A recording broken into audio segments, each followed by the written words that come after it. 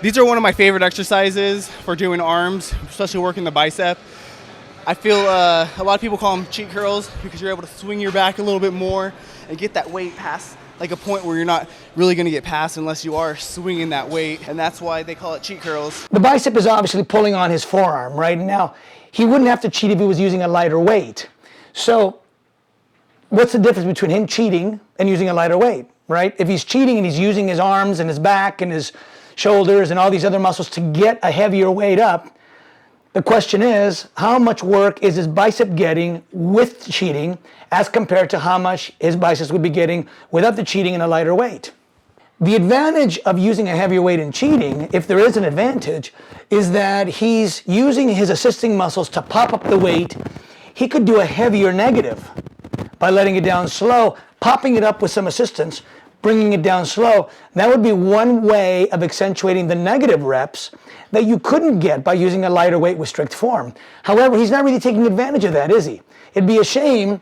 It's a shame that he doesn't do that. He drops it down almost as fast as he brought it up.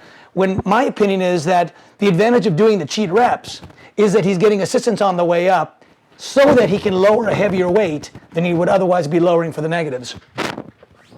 And I like to go a little wider on the bar just so I could get a little more bigger biceps a little bit. The reason he likes to get a wider grip, whether he knows it or not, is because he's less comfortable getting a narrower grip. Why? Because we all have a certain amount of flexibility here in our wrist, right? And the wider you go, the less outward rotation of your hands you have to have, right? So as you go in more, there needs to be more outward rotation of the hands.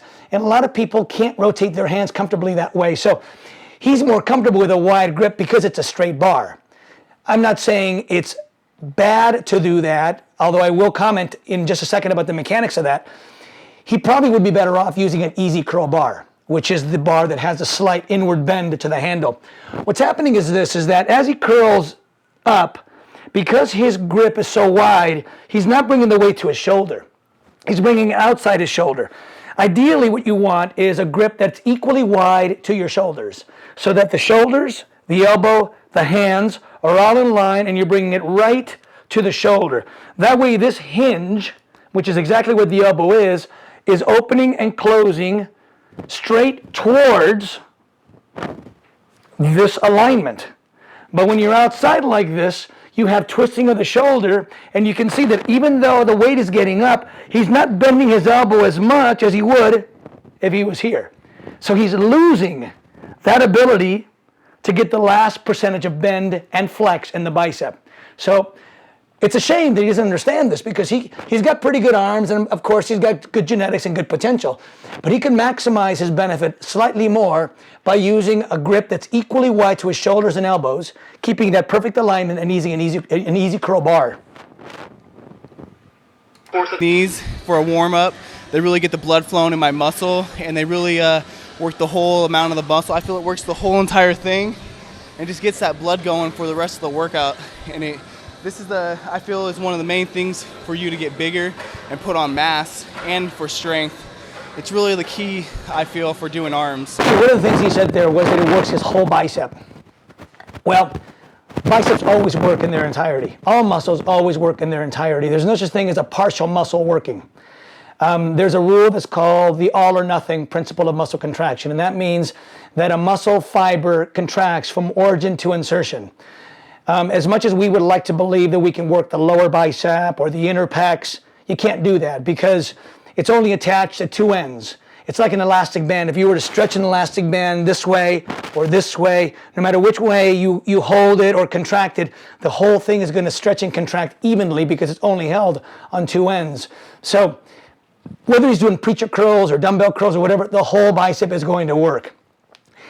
Barbell curls, standing barbell curls, tend to be a favorite among bodybuilders, and there's a mechanical reason for that, and that is that when a bodybuilder, let me see if I can find an exact... A lot of people say I have bad form, I'm not doing things.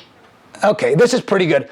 Right about here, you can sort of, even though you can't see him very well, you can see that forearm right there is almost parallel to the ground. This forearm is a lever.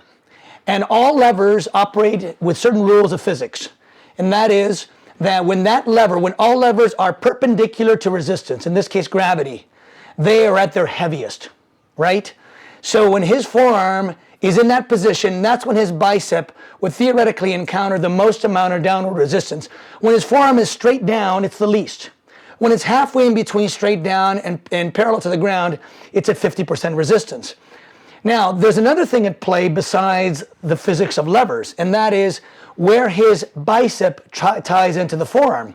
And there's a rule that says that you will be your strongest at mechanical advantage. And what that means basically is that when this bicep is able to pull on this forearm perpendicularly, that's when you're strongest. If I extend like this, when my forearm is pulling on this lower arm from this angle, it's pulling from mechanical disadvantage because it's pulling from the origin. In other words, it's pulling this forearm mostly in rather than mostly up. So in a bicep curl, in a standing bicep curl, barbell or dumbbell, you are at your strongest when the weight is at its heaviest. And that's perfect, isn't it? Perfect synchronization. A preacher curl is different. A preacher curl has a different synchronization. You will find that the weight is heaviest when you're not quite at your strongest point. You're not quite at a 90-degree bend in your elbow. So people tend to like the exercises they can use the most amount of weight with. And in biceps, it will always be a standing exercise, standing barbell or standing dumbbell. These are mechanical reasons. It's no mystery why people like heavy exercises. They think it's more productive. It may not be more productive. It may be more gratifying because we like using heavy weight, but it doesn't necessarily mean that it's going to produce the most amount of growth. I put a lot of my videos on YouTube, and a lot of people say I have bad form, I'm not doing things right, but I don't really feel there's a proper way of doing things. As long as you're not getting hurt, you're putting on size, you're getting the gains you want to, and you're how you want to be. I feel you're doing things right for yourself because everyone's different. Now, isn't that an interesting thing? He said, I don't really think there's a proper way of doing things. There are mechanical advantages and disadvantages that you can take advantage of that can help you in your training. There's no doubt about that. What happens more often than not is a guy like this who has great genetics and who trains hard, even if it's not quite right, is going to look good. And he's going to look in the mirror, he's going to say, it's working, right? I may not be doing it the way everyone agrees with, but it's working, right? What he doesn't know is how well it could be working if he did it differently. Probably he has not tested all these different methods, and he may not be interested in testing all these methods, and people tend to gravitate towards the type of training they enjoy. So all I do is I recommend that people try different methods, especially the ones that make logical sense, and let's see if we can find the one that works best for us.